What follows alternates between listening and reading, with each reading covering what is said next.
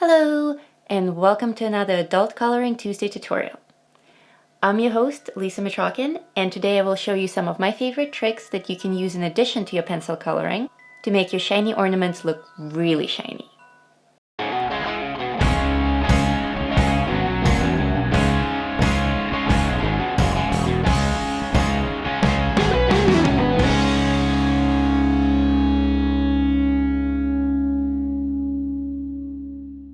First, announcements. The biggest one today is, of course, the revealing of the winners of my Steampunk Queen coloring event. As a prize, the first place winner will name the topic of my next live stream, and will have priority to all live questions and requests during that show. The second and third place winners will also be invited to have question and demo request priority during the actual stream. So, without further ado, the third place goes to Kim Owen. Your color choices and the use of high contrast make this character easily readable and interesting. Very well done. The second place goes to Flo Theris. Flo, I'm a huge fan of your coloring style. I recognize your shading technique out of thousands of pages. You blew me away once again. The light and shadow on this piece are simply incredible. And finally, the first place winner is Natalie Leduc. Congratulations, Natalie. Your coloring is simply phenomenal. Such attention to detail, incredible colors, everything is so well balanced, and the glass effect on the belly, I simply love it. I can't wait to find out what I'll be doing my next live stream on. If you're new to my channel, all events happen in my Facebook group Talm. Here's the link. You should join us. We have a ton of events and a ton of fun, and always with a cool and unusual prize. So come join the family. All right, back to work. Shiny ornaments, right? For my subject today, I chose this character from my Christmas pinup coloring set and tweaked it a bit to focus more on the tree and the ornaments than on the entire figure of the girl. I zoomed it in and cropped it into a new frame. This new version of the page will be available as a free gift on Patreon during December 2019 and January 2020. And of course, you can find the full 6-page Christmas pinup set in my Etsy store. So how does one approach something like this? For my first major decision here, I went with unusual colors. I decided to make this a study in pink, with a synthetic tree instead of a natural green one. This will allow me to play more with glow effects on the tree and also set the exact mood that I want this page to convey. My objective with the tree is to make it look fluffy, vibrant, and obviously not real. I start coloring it with a magenta pencil, applying more pigment to the areas of the branches that are deeper and darker, and less pigment to the parts that are sticking out and are closer. Since I'm dealing with pine needles, I'm working roughly and kind of in all directions. This is very similar to fur coloring, but with less water. And now I'm using a color called Deco Peach. Prismacolor, of course, my favorite. I'm using this soft pink as a blender to smudge the magenta and to fill the rest of the white areas. This looks really nice, but I would like to have even more contrast with the branches, for better shape definition. So I'm adding black cherry here and there, just to the parts of the branches that are really deep and would probably get hardly any light on them. The exact colors don't really matter on this. Any sort of dark pink, red, violet, magenta, and even purple will work for the tree undercoat, and any sort of light pink or peach will work for the surface blending. I'm not a fan of matching exact colors. I would rather teach you the technique and the reasons behind why certain effects work, and then have you try these principles with the tools that you have, than to have you just match my every pencil. Remember, it's not the tools that make the art, it's the way you use them. All the same principles will apply if you decide to make the tree blue or purple or green. Now, this next part is specific to my synthetic effect. If I was coloring this as a natural green tree, I would not use this trick. At least not to this extent. But my tree is plastic and pink, and I want it to be really light and airy and shiny. So I'm using my white gel pen to quickly draw a few lines and then immediately smudge them with a Q-tip. I have a few seconds for the white gel to set, and that's my window to do the Q-tip smudge. This is why I'm only doing it a few lines at a time. If I take too long and draw out every single line on the tree, by the time I get to the smudging, it will be too late. The white of this pen is so pure that it adds just the right amount of that plastic feel that I was going for. And it also adds volume to the branches. They suddenly look more fluffy and light and airy. So with that, we established the shape of the tree and the branches. Now let's emphasize the texture. For my next trick, I bring you dry brush. You will need white acrylic paint and a fan brush for this effect. I'm using just a generic acrylic paint, nothing special about it, and a basic brush that came from a set that I bought at the kids section in the stationery store. As the name suggests, this effect requires no water. I literally just dab my brush into some paint, lightly and very gently and very loosely, kind of fan the surface of the page with it in all directions. I'm not painting specific brush strokes, and I'm not concerning myself with the individual needles. Actually, I'm not even concerned with staying within the lines. This is white paint. Whatever spill I get, I will just color over it. The idea is to add just a few random strokes here and there, and the nature of the fan brush will distribute the white paint in a way that looks very much like pine needles. Pretty neat, right? Dry brush also works beautifully on fur coloring. Same exact principle, but with a little more directional consistency. Actually, I first learned the dry brush effect as a kid when doing dog fur, and it was life-changing. It completely blew my mind, and I fell in love with this technique immediately. The reason that it works so well is that the brush is bristly like fur itself, and when used to lightly graze the surface of the paper, it introduces that natural element of hair follicle randomness that is very difficult to plan out with pencils. The trick is to apply both of these effects, the white gel pen and the dry brush, before we move on to ornaments. And this, of course, is the most fun part, the glass toys themselves. First, you need to decide what you want your glass ornaments to look like in the end. Do you want them to be transparent or opaque? Do you want them to be shiny and reflective, matte, shimmery, glistening? It's all up to you. I highly recommend that you either look at real ornaments that you have on your own tree, if you have one, or do some basic image research online to get some samples of the surface that you want. Me, I decided to go with glass, but matte and slightly opaque. I want my glass spheres to reflect some light, but not to be so reflective as to appear mirror-like. I start with the darkest center part. If you remember the coloring silver tutorial, the darkest part of a reflective surface is actually the darkness of the depth of the room that's reflected in the surface. I imagine that the room here is poorly lit, and the main light source is either the tree itself or some other form of festive lighting in this general area. Since I want my ornaments to be a peach color, I chose a kind of burgundy tone for my dark part of the ornament, a tone that would be on the very dark end of the peach color tone gradient. By the way, if you're not familiar with the terms that I'm using here, like tone, gradient, etc., check out my recent video called Are Terms That Every Colorist Should Know.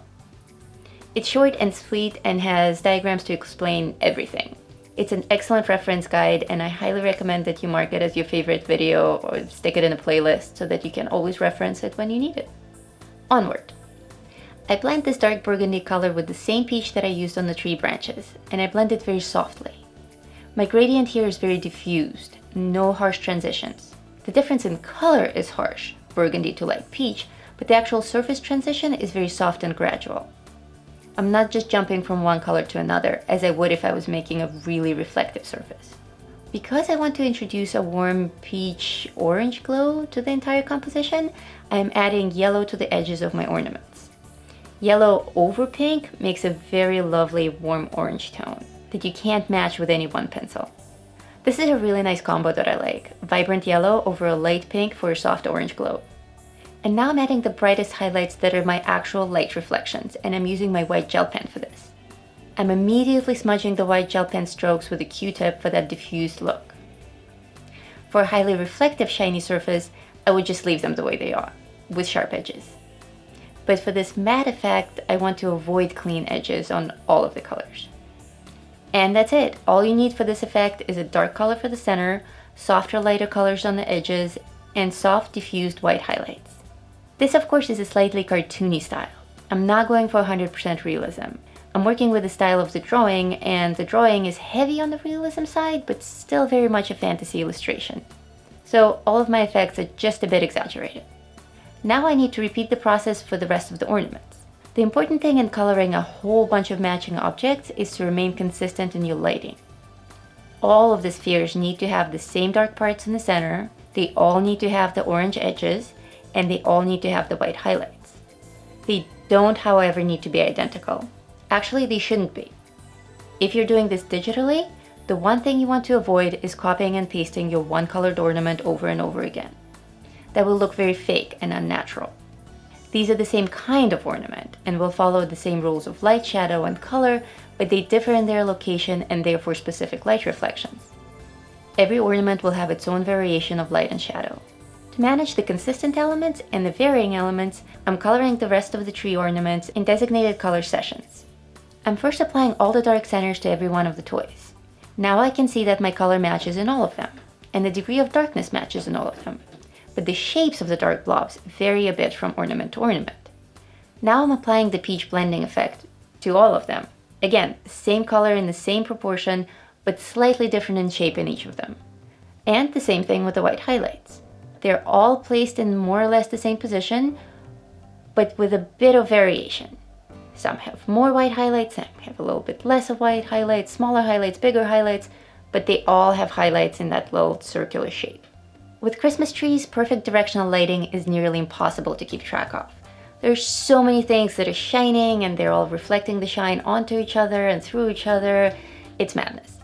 The lights and reflections are kind of all over the place, so it's okay to place these white highlights just freely where they serve the most purpose. If they help enhance the reflective effect or the roundness of the shape, great, add more of them where you think they should go. It's not an exact science, especially if you're going for more fantasy and less photorealism. These were fun, but I think the real stars of the show are these sugar skulls. What shall we do here? I think that they're a perfect excuse to introduce a color that will really stand out against the pink and peach color palette that I have going on for the rest of the composition.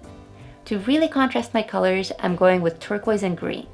I don't want these skulls to get lost in the branches, and I want it to be obvious what they are. Plus, it's a Christmas tree. They will always be mismatched toys on a Christmas tree. It's just the way it is, and that's the beauty of it.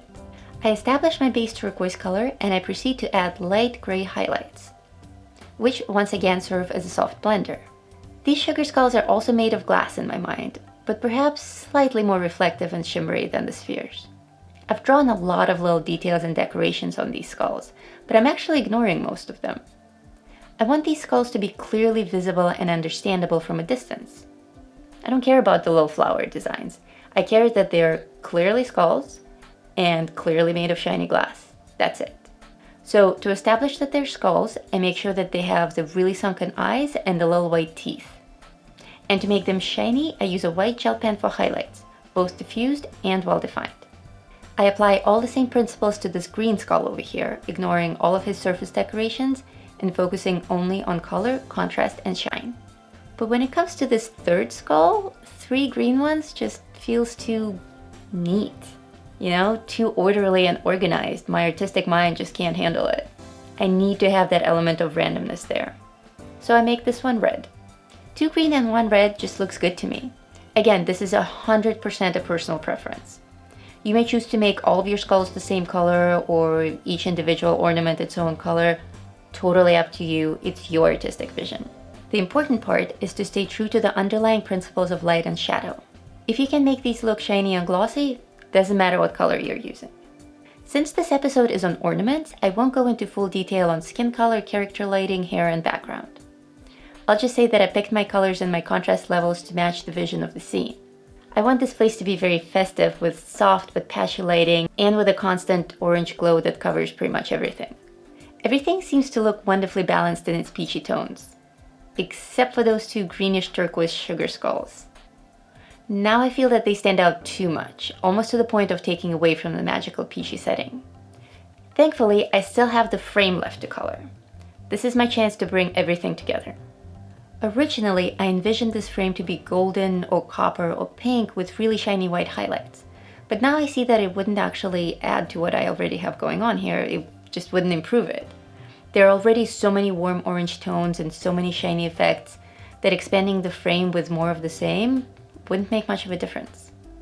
So I decided that the only logical choice here is turquoise. It will balance my 2 odd sugar skulls nicely and give them a reason for being there. In very busy compositions, like this one, with lots of different and detailed elements, I like to go with only 2 or 3 very distinct color choices. In this case, it's peach and turquoise. This gives the illustration structure, and it also allows you to use color to make some objects more important than others. For instance, in this case, the girl is clearly a main character and physically takes up a large portion of the page, but she's not the main object of attention. Her colors make her kind of blend in with the background and the tree. Her face is a bit of an exception. I did spend a little bit more time on her face and gave it a little bit more color definition than the rest of her. And then of course I have the two green sugar skulls. This is a shiny ornament episode, and I want them to be the objects of attention. So while we can't possibly ignore the girl's face, because she's literally looking right at us, we are very clearly told that the sugar skulls are also, if not more, important than she is. We're told that through the use of color. And that's a more important thing to grasp than matching pencils. You have more tools than you realize. Your actual use of color, the choices that you make, those are far more powerful tools than whatever brand of pencils you can pick. You can change the entire meaning of a drawing just with color choices. Very powerful stuff, color. So to wrap this up, remember that this exact page is up on Patreon for the next 2 months as a free gift to all tiers, and the original pinup can be acquired in a 6-page Christmas set that's up on Etsy. I hope you enjoyed this tutorial and learned something new. Please take a moment to give this video the thumbs up if you liked it, and don't forget to subscribe to my channel if you don't already. Also, if you click that little bell icon under the video, you will get notified about all of my unscheduled video releases, which happen surprisingly often, and also live streams. We have a very special one coming up soon. You don't want to miss it. I'm Lisa Mitrokhin. Thank you so much for watching. Happy holidays, and I'll see you in the next episode. Bye!